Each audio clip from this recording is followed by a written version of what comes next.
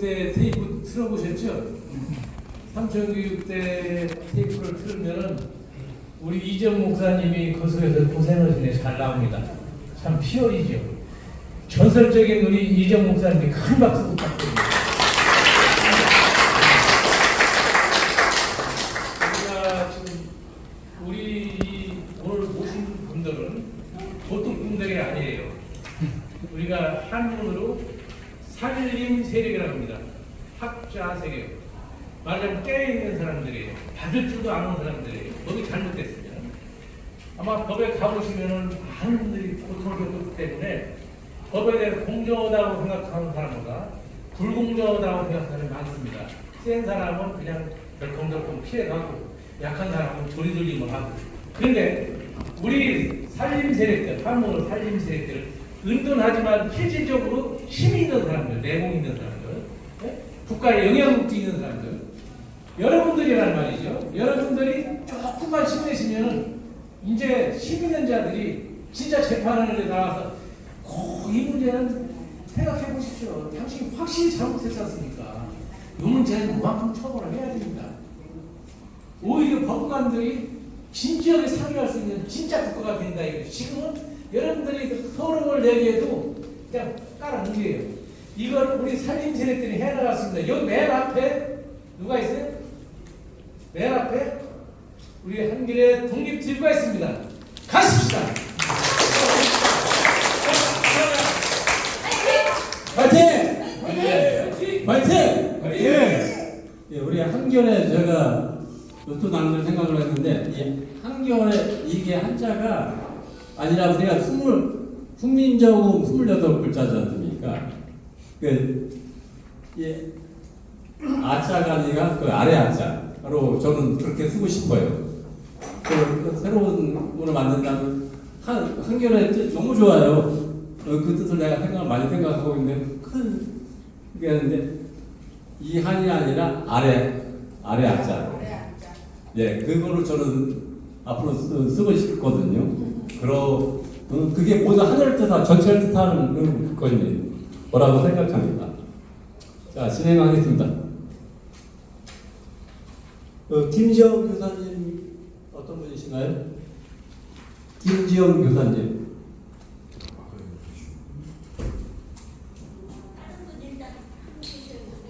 예. 김지영 교사님, 저기 하고, 그러면은, 공공기관 우선 구매제도 임길선 선생님, 좀 말씀 부탁드립니다. 예.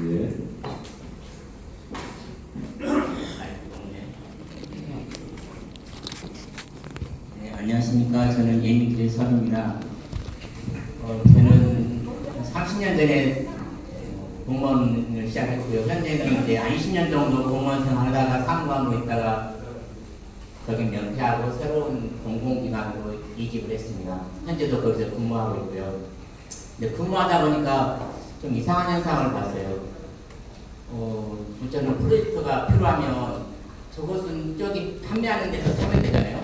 근데 그게 아니고 특정한 업체를 하나 골라가지고 그 업체에서 사가지고 오게 해요. 근데 그 업체가 장애인기업, 여성기업, 창업기업 이런 업체예요. 그런 업체에서 삼성 걸 사다가 가져오면 그것도 다 우선구매 실적으로 잡고 있는 현상을 봤어요. 직원들이 그냥 사면 싸게 살 텐데 한 단계 건져서 하면 수수료 줘야 되잖아요. 더 비싸게 거의 한 20% 이상씩 더 줘가면서 그걸 사고 있는 현상을 보면서 이게 잘못됐다라고 생각했고 좀 더 자료를 찾아보고 정보공개청구에서 좀 확인해 봤더니 저희 기관만이 아닌 전국의 대부분의 기관들이 그렇게 하고 있었어요. 근데 그렇게 하는 이유가 있습니다. 그건 원래 국가나 지자체, 저희 같은 공공기관들은 어떤 물건을 살 때 일정 금액, 보통 8%, 5%그 정도는 그런 곳에 사줘야 돼요. 예를 들면 장애인 기업들이 물건을 만들면 사실은 그렇게 훌륭하지는 않은 것이 있잖아요. 그러면 그걸 누가 사가요? 잘 안 사가니까 정부에서 좀 그런 것 장애인 기업에서 만들어 제품 사와 이걸 의무화 시키는 거거든요. 그럼 장애인 기업에서 물건을 만들면 거기에는 많은 장애인 노동자도 있을 거 아니에요. 장애인 대비를 하려고 그러면 장애인이 30% 이상 고용이 돼야 됩니다. 그러면 그 장애인들은 거기서 물건을 만들 수 있고 그 노동을 통해서 자기들도 수입을 받고 그 직업을 통해서 재활을 할 수 있는 거거든요.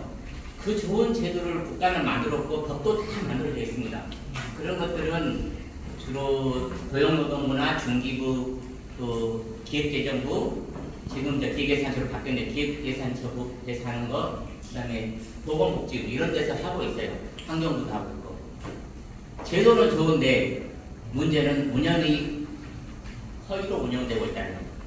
그렇게 한 이유는 실적을 높여야 되고 실적을 높여야 우리 기관 평가받을 때 가점을 받습니다. 잘 평가를 잘 받으면 결국 성과급이 떨어져요. 저희 기관장 같은 경우는 작년에 되게 잘 받았다 해서 한 8천만 원씩 성과급을 받았고 저도 470만 원 받았습니다. 그 돈이 저는 정당한 돈이라고 생각하지 않아요. 허위로 가짜로 실적을 올려서 받은 그런 실적이 그리고 그 돈을 나눠먹고 공무원끼리 나눠먹고 있는 이 실태가 도대체 뭘 때문에 하냐 이거예요. 저도 동감합니다. 창업기업 지금 이재명 대통령도 계속 창업기업 육성하자고 계속 이야기하고 어제도 말씀하시더라고요.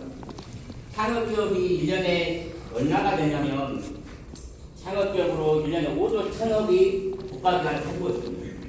5조 1천억이 작은 건 아니에요. 7,000개 정도 창업기업을 지금 등록해 있다 그러면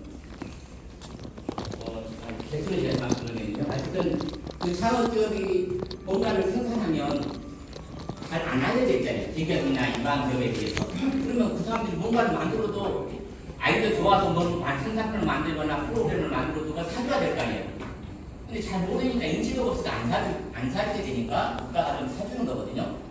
그렇게 해서 8% 정도를 사달라고 해서 1년에 5조 원을 샀지만 실제로 그 내역을 들여다보면 아까 제가 말씀드린 것처럼 창업기 하나 불러다가 삼성도 납품하고 대기업도 납품하고 있고 외국 제품 중국산 납품해서 갖다 때리고 있어요.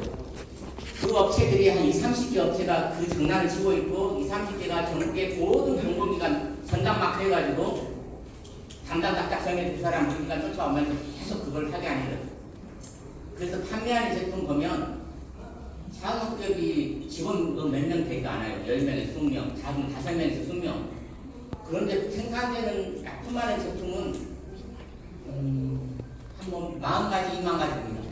그럼 불가능한 이야기잖아요. 결국은 그것은 어디서 사오는 거죠. 사다가 납품하는. 그러면 진짜 이 사람들로 인해서 5조 원이 채워져 버리면 결국은 진짜 제품 생산하는 데는 누가 사가요? 또 아무 의미가 없잖아요. 제도는 좋았는데 그걸 활용하는 공무원들이 여러분이 믿는 그 공무원들이 그 짓을 하고 있습니다.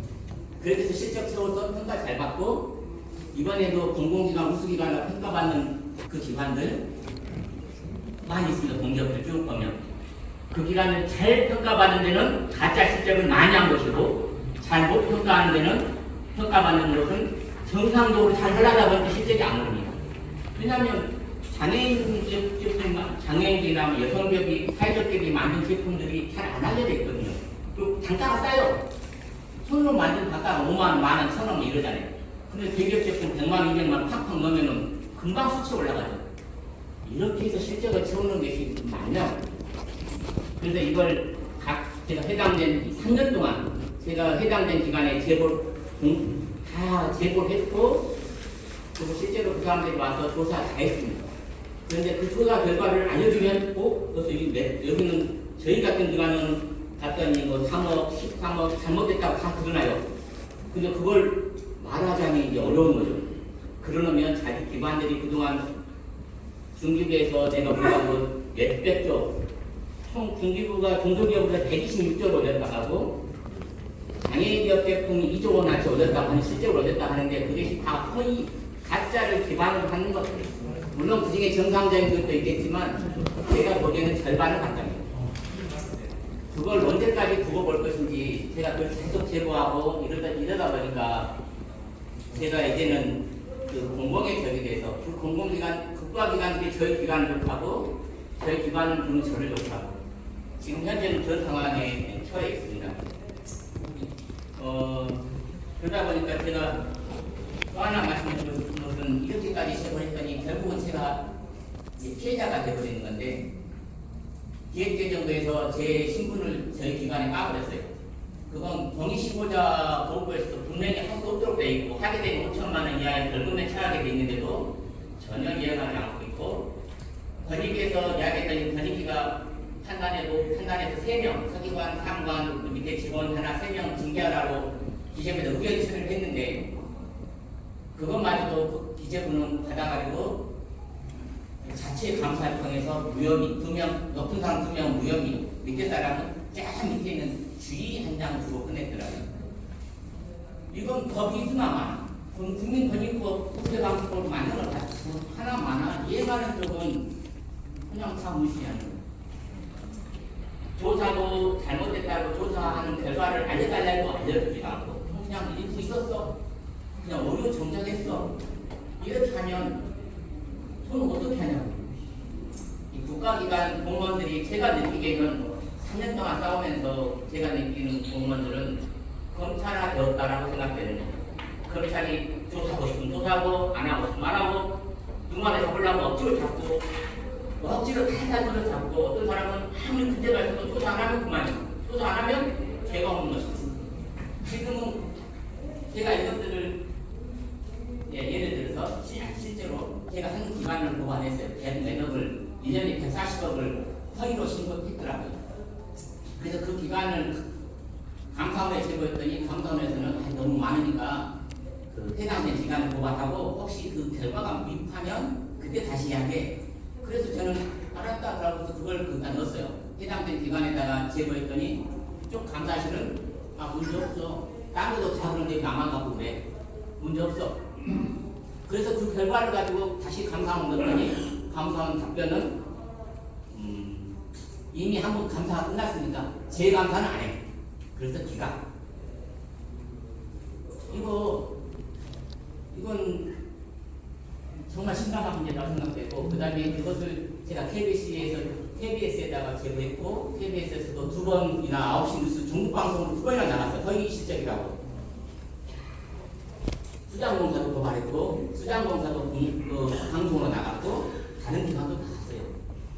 그리고 다른 많은 언론사들도 보도를 했고 그렇지만 그 순간 예쁜이고 덮어버립니다.